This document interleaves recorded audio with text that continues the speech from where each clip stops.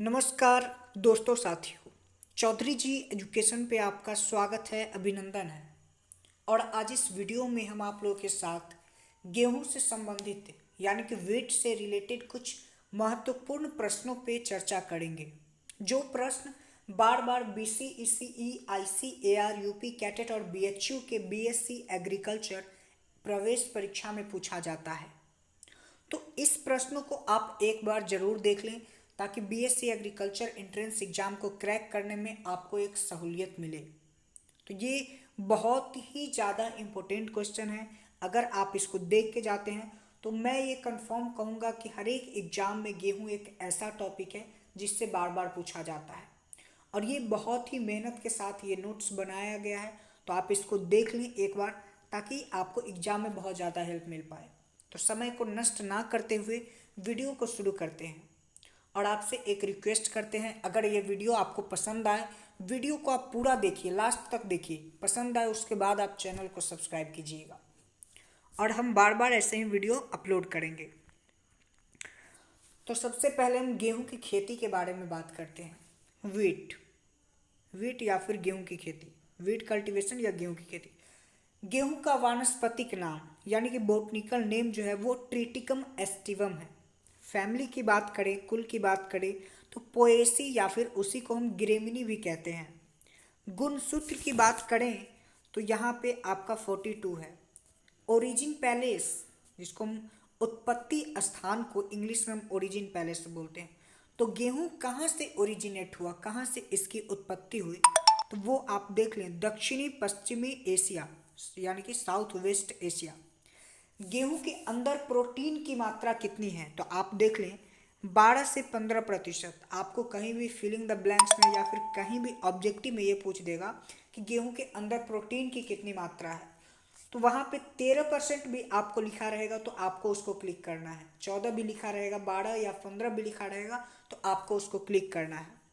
और गेहूं के अंदर जो प्रोटीन होता है उस प्रोटीन का नाम होता है ग्लूटीन प्रोटीन, जिसके कारण गेहूं के अंदर इलास्टिसिटी यानी कि लचीलापन जो होता है, क्योंकि गेहूं के आटे को जब हम सानते हैं तो उसके अंदर जो लचीलापन आता है वो ग्लूटीन प्रोटीन के कारण ही इसके अंदर आता है, जो कि गेहूं के दाने में 12 से 15% होता है। कार्बोहाइड्रेट की बात करें तो 70 से 72% कार्बोहाइड्रेट गेहूं के दाने में पाया जाता है। गेहूं के भ्रूणपोष यानी कि इंडोस्पर्म में गुणसूत्र की संख्या 3n बराबर 63 है। गेहूं जो है वो एक C3 प्लांट है, सेल्फ पोलिनेटेड एंगलोन डे प्लांट है गेहूं।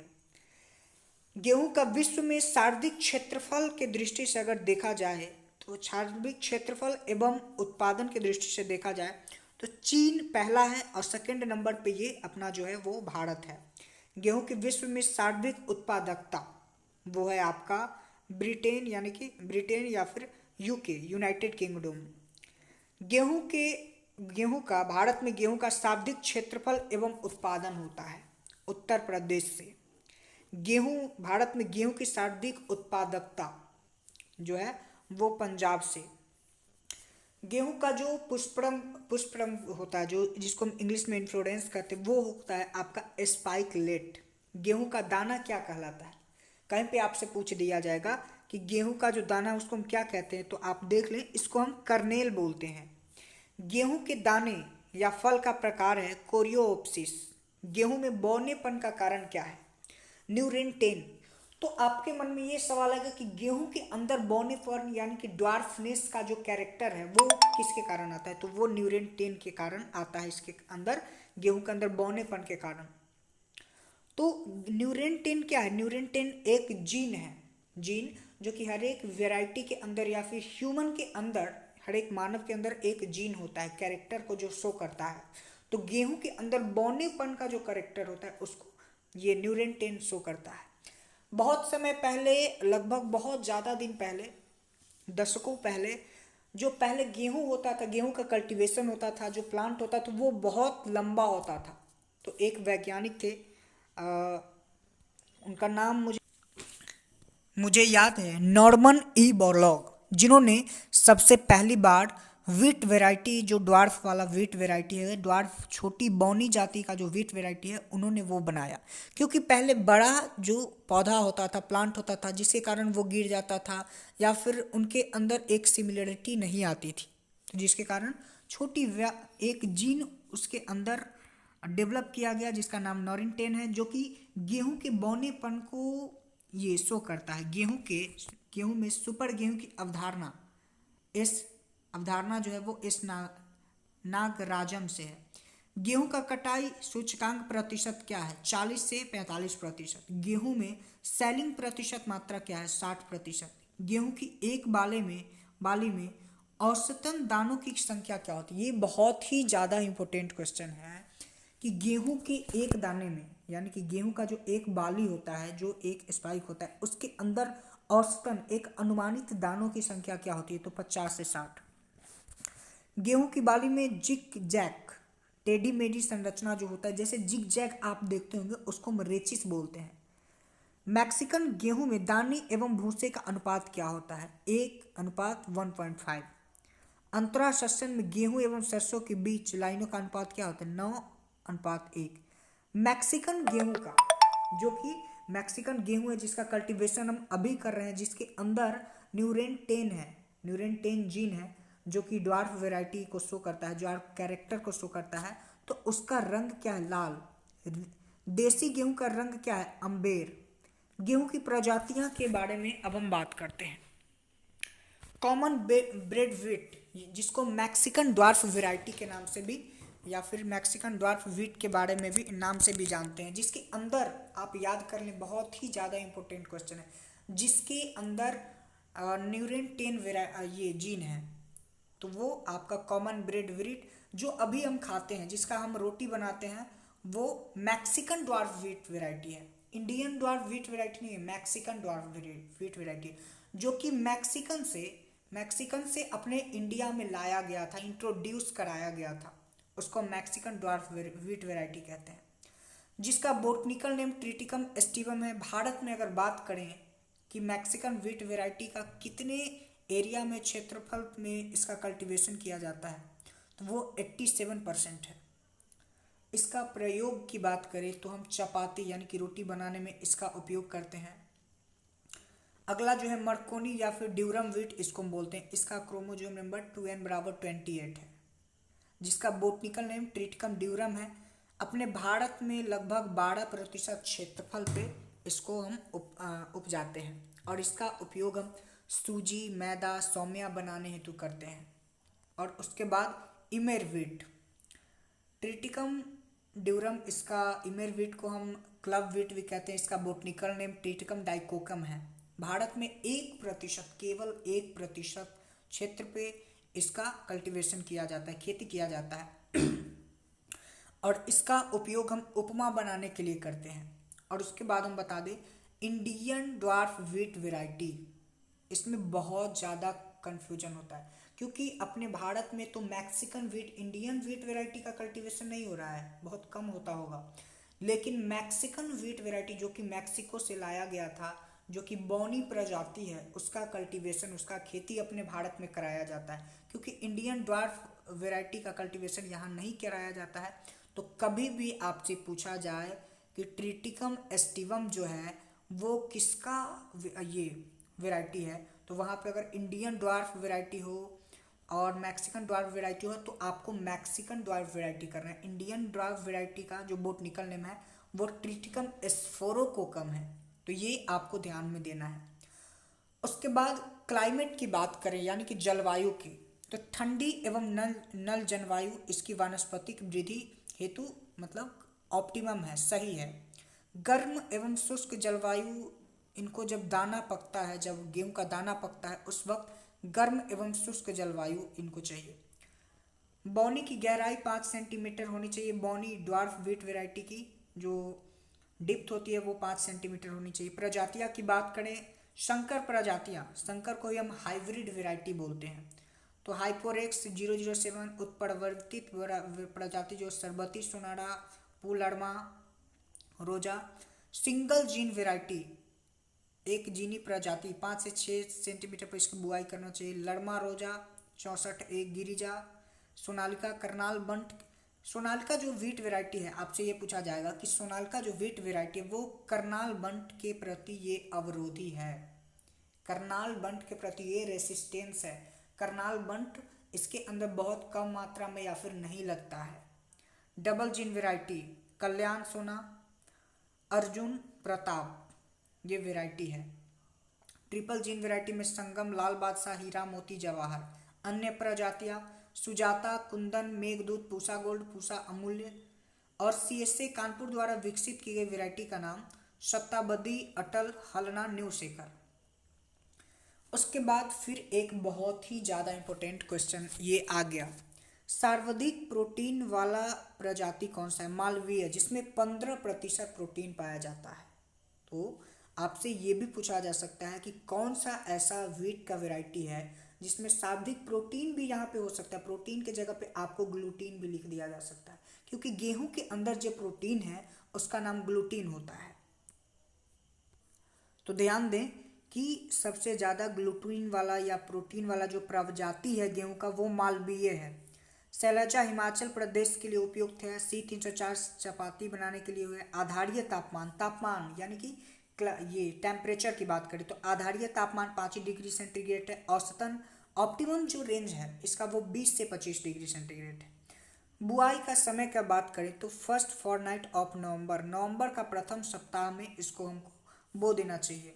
रेनफेड कंडीशन में 10 से 15 अक्टूबर, पानी जहाँ पे कम क्षेत्र में, जहाँ पे पानी की कमी हो, पानी की कमी वाले क्षेत्रों, इसी को हम रेनफेड बोलते हैं।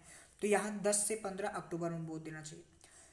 और उसके बाद बीज दर यानी कि सीड रेट की बात करें कि कितना कल्टीवेशन, मतलब 1 हेक्टेयर कल्टीवेशन करने के लिए बहुत सारे स्टूडेंट के मन में ये भी सवाल आ जाता है कि कितने हेक्टेयर में या फिर कितना बीघा में हम इतना जो 100 kg देंगे सामान्य बुआई हेतु। तो हम आपको बता दें कि 1 हेक्टेयर के लिए ये बीज दर दिया हुआ है। सामान्य बुआई हेतु 100 kg चाहिए। छिड़कवा विधि जिसको हम इंग्लिश में ब्रॉडकास्टिंग मेथड कहते हैं, तो उसके लिए आपको 100 से 125 kg आपको देना पड़ेगा, क्योंकि छिड़कवा विधि में बहुत सारा सीड जो है वो बेकार चला जाता है, इसलिए आपको इसमें कुछ एक्स्ट्रा सीड लग जाता है। जीरो टीलेज में आपका या फर्टिल सीड ड्रिल में 150 kg लग जाता है। डिबलर में भी 25 से 30 kg, क्योंकि डिबलर में ज़्यादा सीड खर्च नहीं होता है, उसमें एक नॉर्मल गहराई पे, एक संतुलित गहराई पे उसमें सीड डाला जाता है, जिसके कारण सीड का, बीज का इसमें बर्बादी नहीं होता है। बुआई की विधि furrow irrigated राइजेड bed, furrow irrigated राइजेड bed. कैरा विधि कूड़ में हाथ द्वारा, कूड़ हम किसको कहते हैं? कूड़ में हाथ द्वारा बीज को गिराना। पौड़ा विधि में भी कूड़ जो गहराई होता है, जो हम कल्टीवेशन करते वक्त, जो हम जुताई करते वक्त उसमें गहराई जो हम रखते हैं उसी को हम कूड़ बोलते हैं। तो इसमें बीज के हल में लगी फनल द्वारा इसमें सीड जो है वो गिरता है। अंतरण की बात करें, स्पेसिंग की बात करें तो 22.5 सेंटीमीटर यहाँ पे स्पेसिंग रहना चाहिए। सिंचाई की अवस्थाएं, CRI क्राउन रूट इनिशिएशन, ये 21 से 25 दिन पे आना चाहिए। क्राउन रूट इनिशिएशन किसको कहते हैं? जब प्लांट हमारा स्टार्ट होता है, जब सीडलिंग निकल जाता है, उस वक्त जब जड़ बनता है, सीडलिंग निकलते वक्त जब जड़ बनता है, जो पहला जड़ होता है, तो उसी को हम क्राउन रूट इनिशिएशन कहते हैं। अगर क्राउन रूट इनिशिएशन के टाइम में हम इसको पानी नहीं देंगे, ये सबसे ज़्यादा ये मेजर टाइम है जिस पे हम अगर पानी नहीं देंगे तो हमारा प्लांट सही नहीं हो पाएगा। इस स्टेज पे हमको पानी देना, सिंचाई देना कंपलसरी है।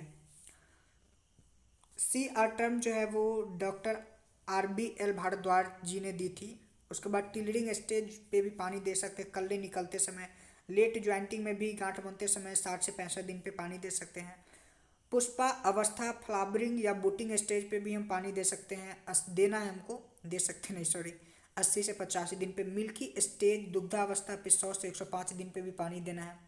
डॉक्स स्टेज पे भी 110 से 115 दिन पे पानी देना है। अगर केवल एक सिंचाई अवेलेबल हो तो हमको CRI स्टेज पे पानी देना है। क्राउन रूट इनिशिएशन मैंने आपको बताया था, पहला स्टेज यही है।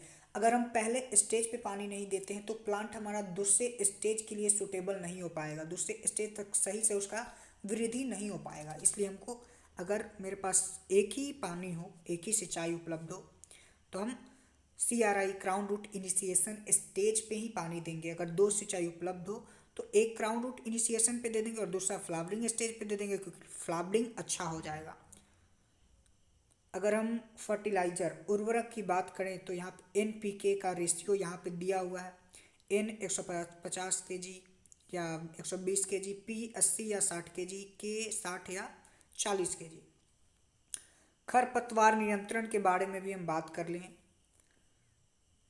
गेहूं का मामा या नकलची खरपतवार या गुलड़ी डंडा या मिमिक्री वीड, जिसका नाम वैज्ञानिक नाम है फैलेरिस माइनर, इसको रोकथाम करने के लिए हम सल्फोस्यूरान 20 से 30 ग्राम हेक्टेयर की दर से उपयोग करते हैं। या फिर एक और वीड साइट है जिसका नाम है आइसोप्रोटोन, वो भी हम यूज करते हैं। गेहूं का मामा आइसोप्रोटोन के प्रति अवरोधी हो गया, यह बात डॉक्टर RK मलिक करनाल हरियाणा ने बताई। अब अवरोधी हो गया, पहले आइसोप्रोटोन का भी हम उपयोग करते थे।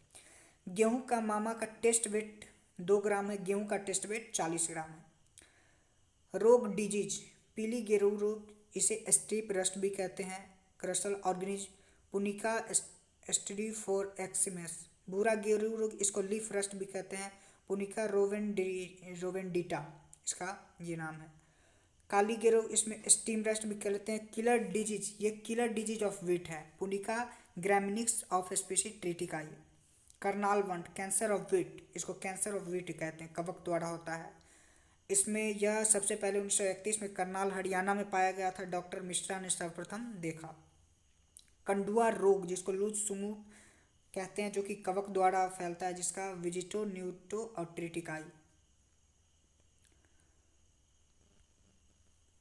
उसके बाद आगे हम देखें कि हरित क्रांति के समय जब ग्रीन रिवॉल्यूशन हुआ था, हरित क्रांति को हम ग्रीन रिवॉल्यूशन बोलते हैं, तो ग्रीन रिवॉल्यूशन के समय प्रभावशाली रहने वाली गेहूं की प्रजाति जो है HD 2329 है। गेहूं के भंडारण के समय नमी की प्रतिशत मात्रा जो है वो 10 से 12% होना चाहिए। अगर इससे ज़्यादा जब हो जाएगा तो उसके अंदर बहुत सारे फफूंद वगैरह लग जाएगी। उपज की बात करें तो 50 से 60 क्विंटल ऑप्टिमम है गेहूं की उपज। DWR directorate of wheat research Karnal Haryana में। Rate of wheat research Karnal Haryana में है।